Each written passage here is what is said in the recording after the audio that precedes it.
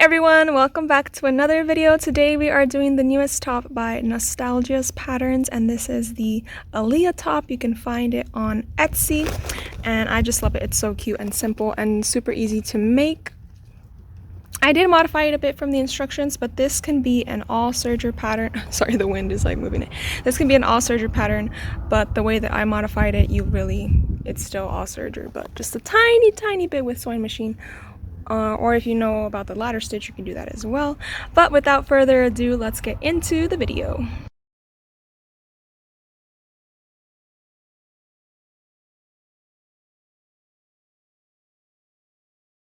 So first things first, here is what the pattern looks like once you have it all taped up. You just line it up through these dotted lines, and then here are the two pattern pieces that we need. So now I'm going to cut around the pattern pieces and show you that. All right, so here are the two pattern pieces. I went ahead and added a little fold here just so that I don't forget, but we are going to cut two on the fold.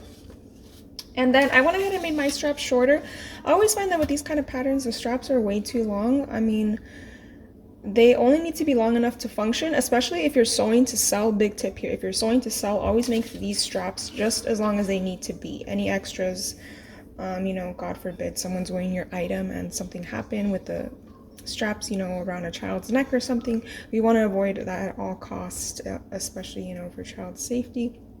So I'm going to probably even cut it even more. Like for this part, I took off the third page, but I'm probably going to make it even shorter. Just because, again, they only need to be long enough to function. So that's that, and I'm going to cut 4 of these, and again 2 of these on the fold, and be right back. Or actually, I'll show you how I cut it. I'm using this beautiful Desert Darling print, and since I need 4 of these straps, I'm just going to fold my fabric over. Hopefully it's wide enough to get all 4 on here. I think it's just about wide enough. And I don't see, oh yeah, the grain line. I see the grain line, but I like cutting straps with the print going up and down, you know? So I'm going to go ahead and cut these straps just all along the whole pattern, and then show you how to cut the top portion. And now, since my print is directional, meaning, you know, the words have to be upright, I'm just going to make a note of where I'm placing it. But all you need to do is fold your fabric. And we already know I'm all into the quick and dirty method, so I am going to fold this so that I get both cut pieces all in one go. So I usually like to start out, you know, pretty wide when I'm folding my fabric. So I fold it over like what would be one full piece of this. So, you know, it has to be this wide and then twice. So I fold it out to that amount, and then I fold that amount in half. So I'm going to do that and then show you how to cut around. I've actually been thinking about making a t-shirt with the phrase quick and dirty, but like adding like a little sewing machine on it just so nobody takes it the wrong way. Okay, so now I'm trying my best to make sure that the inside fold is nice in there. Okay. I think, okay, yeah. So here it is, and again, 2 on this fold with the little point at the bottom. So I'm just going to go ahead and cut all around this and come back. All right, so there's that piece all cut, and here are my straps.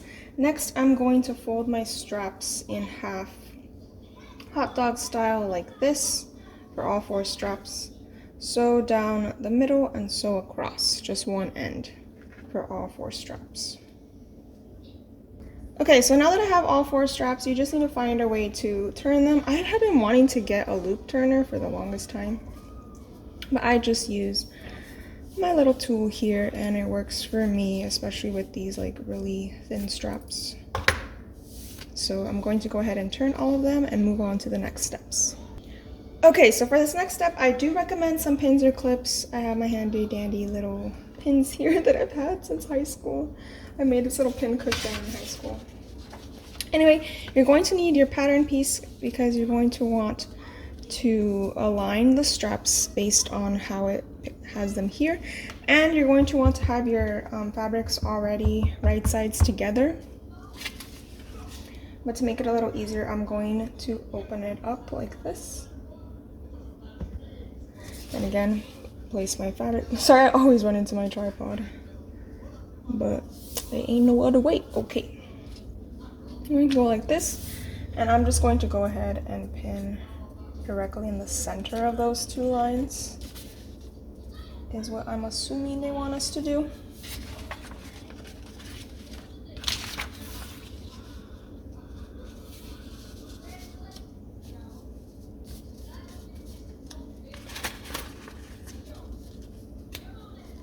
And then I'm going to go ahead and mark them on the other side of the paper. I'm sure there's an easier way to do this, but this is how I'm doing it.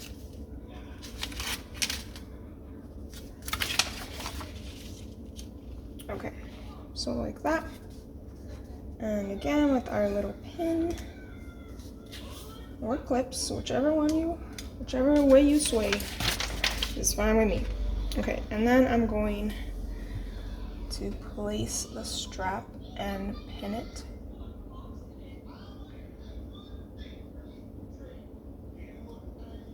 Just like that. I'm only going to pin it to one side because when we put the other fabric on top, I'm not worried about it like moving around. And I am going to face the seam towards the outside. So the little seam here is going to face this way for this side of the top and the other way for the other side of the top. If y'all catch my drift. Okay, there we go, there we go. And again, I'm just gonna grab this bottom piece now and place it on top for the right sides together. I mean, for it to be right sides together.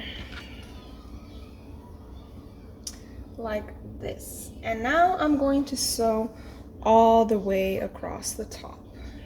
Bam, right there. And make sure you're taking your pins out and you only want to sew through, of course, the strap. Make sure the strap isn't shift when you take the pin out. But I'll be back once that's done. All right, so all 4 straps are sewn in, and now we need to move them aside. So I'm just gonna open it up, make sure that my straps are up at the top here so they're not in the way.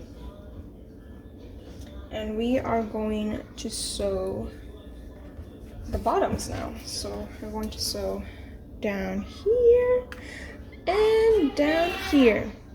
Okay, so once you have this, I want to deviate from the pattern instructions. I read them and you basically have like a serge seam in the back. I don't want to do it that way, but I will show you how it's done. Just keep in mind, I'm not going to do it that way. So you want to have your top all right sides out. Let me shake it out and show you. In the pattern, they just take the side and this side, and then they serge it down. So obviously you will have an exposed serge seam.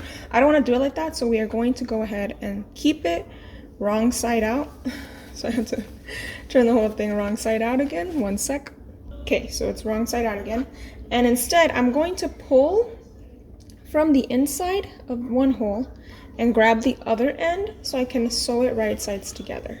So I'm just going to tunnel the other end to the front like this. Try to get the straps out of the way. All the straps should be inside. So I'm trying to push all the straps in and get them out of my way.